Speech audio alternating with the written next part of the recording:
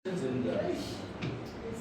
umuntu la ukukhuphuka nephelele petrol nayo ileyilanda la bantu laba nathi bayakhuphuka ngeenyawo sokucela bona futhi mzalwane cela wena nidisheni ubeke izandla sokuyibuda ngicela nebeke izandla ibambe lo metheni izofika la ubashiyile enoma ngevembra ero abafika kwela banengabe umuntu but again unfortunately weyami case mina ngithi angikhona ukubalayisha abantu abayikhaya ngoba vane i-app yami on ukuthi ila ngimikisa umuntu ofuna ukolekta umuntu o-request so yami-ke i-exclusive kodwa-ke injalo bazalwane kufanele sizame silungiseni kunale enye kwesinye isikhathi angikhiphi okweshumi ngoba lokweshumi okwamanje akukho why manje kufanele ukuthi kube yi-big issue why kufanele mfundisi wena kufanele ungifonele ungibuze ukuthi kuphi okweshumi kanti okweshumi kwakabani kwakabani okweshumi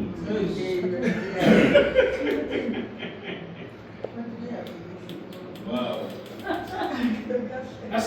asizilungiseni lezinto bafundisi nebandla nalolungise if unabo lokweshumi understanda ukuthi le mali akusiye yakho imali yakaNkulunkulu if mina bamasilukeni ngikuphe i-100 rand and ekuseni ngizithola ngishoda nga-10 rand yini enzima ukuthi ungiphe le 10 rand wena uyongitshela ukuthi mna inyuku ngiyisipanisile mara ikhona le 10 rand and who was the source of this 10 rand so Friday bangiphethe 2000 angeke yini ngakucabanga ukuthi njengoba ngiphethe le 2000 athi ngivule umasuke ungikhumbulile ngomvulo athi ngimshaye ngathikli as-understandeni bazalwane ngiyazi amina ngiyomthola wow bazalwane uzozithola kwesinye isikhathi uyakhula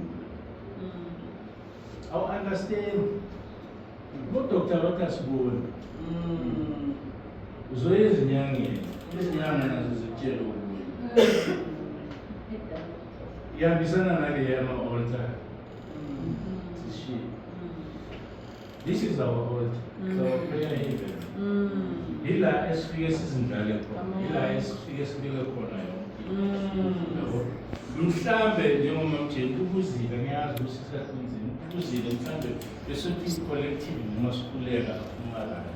But ke asazi ukuthakathaka akibo ngaleso sikhathi sokuvuka kuyavuleka na.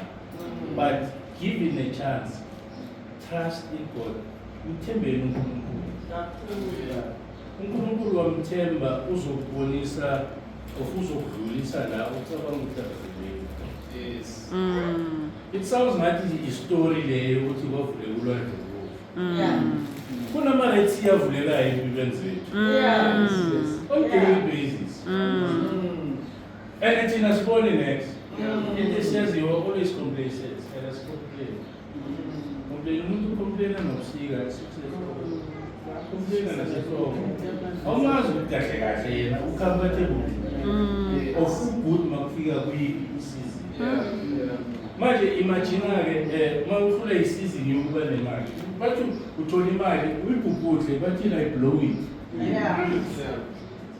ufike isikhathi sepoverty nakho wena kusho ukuthi yokhupha kuphi who is your source nakhona ngiyabuza wena usupply ubani because isupplier yakho bakade will always make sure ukuthi uyareplenish and ureplenish la ekunento eziphumayo khona you cannot replenish la kunenzeki next one so it is very important ukuthi uwazi ukuthi wena ufunani and wena uthembele kubani, who is your source. Kunale nto le ehlala iyenzeka mangizobiza igama lami ngicela lingabi personal. Bazalwane asifundeni ukungabi personal ukuthi mangabe ngibiza umuntu sowubhadile ya why mina kangibizi why akenza ama-example thina abantu abakompleyinayo sinalento ingako noNkulunkulu agcina angasazi of asincede of athini ngoba akukho esika-appreciate-ayo si-appreciate net ke sifundeni ukuthi ube nokuthi uthi mina ngi-strong la and la ngi-strong khona I'll keep on praying noma kumuntu othandazayo keep on praying for people yekena ukukomplainela uNkulunkulu wena sokuyamkomplainela thandaza uthandazela abantu labantu nabo bathi uma bathandaza uzosho umuntu athi Nkosi ngiyabonga ngibonga nale mkhuleko engayazi ukuthi kuya kubobani lowo mkhuleko mkhuleko ozokutakula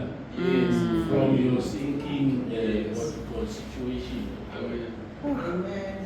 Ngiyazi bazalwane ukuthi I'm not relevant nezinto eziningi but ke injalo ayishintshile no hard feelings ngicela ningangizondi kube ngazuthi mina sengizindaba zenu ngoba mhlambe wangitshela something la.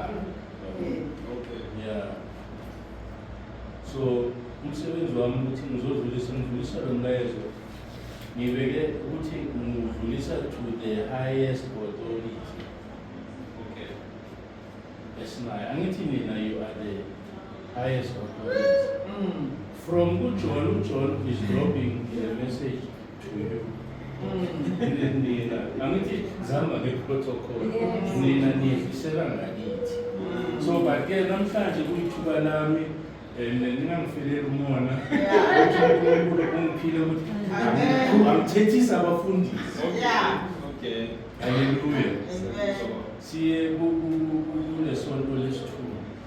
In this case ukuthi mhlambe ibe-line angifuna ubiza leli la le bathi Ismail uthi to the church of